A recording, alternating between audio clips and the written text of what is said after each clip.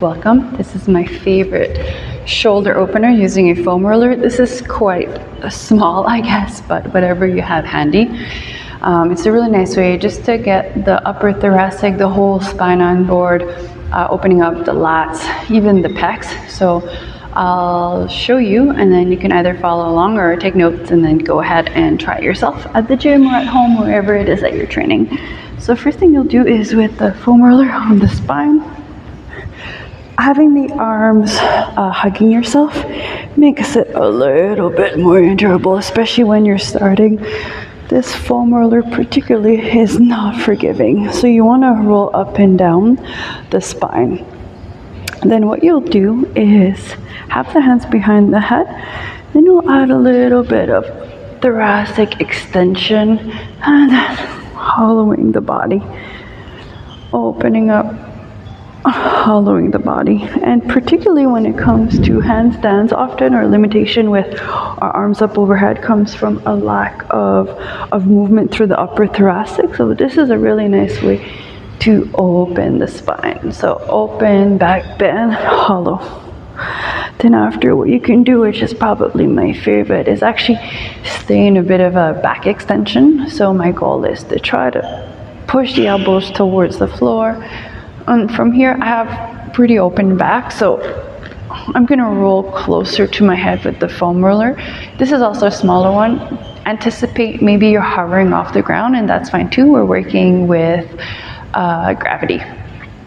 I would stay here for a few breaths, using the breath to breathe into the upper chest, the intercostal muscle, almost like opening up inside out as well as outside in. 2 more breaths here. Okay, last one. And this really depends on how long your warm-up is. Then after, what I would suggest is that you I'll roll to the right, you can do both sides. From here, you're gonna have the foam roller behind you. Continuation of hands behind the head, and then what I'm going to do is going to try to open up my chest and come back. If you don't like the spot, sometimes you kind of have to move over, open up, and come back. And you see, my knees are opening. If you want to make it more challenging, then what you do is actually keep the knees together when you open up the chest. And then you want to go ahead and do the other side. The other part that I also like to add are the triceps. So again, you have to figure out the best way to maneuver. This is how I like to do it. So staying on your side, what you'll do is have the hand behind the head, okay, and then you roll out the triceps all the way to the armpit and coming back. You can play with this right now, more of an external rotation, and you can also bring it in to kind of do more the inside of the arm. And then what I do sometimes when I find a spot, you can also stay there and work on extending the arm and bending, extending and bending.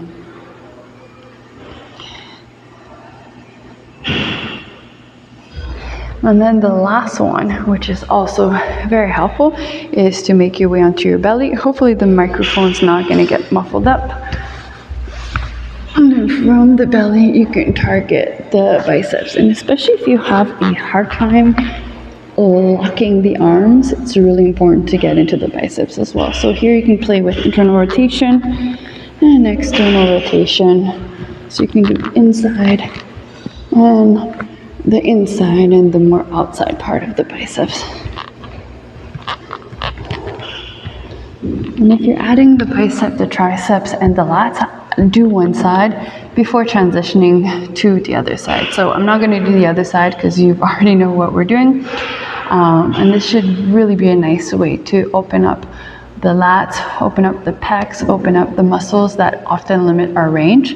It's really important to never stop at rolling because it only really affects the tissue for 5 to 10 minutes maximally. But after, if you can do some active flexibility exercise, it's a really nice way to complement your mobility work. So like this video, stay tuned for more videos.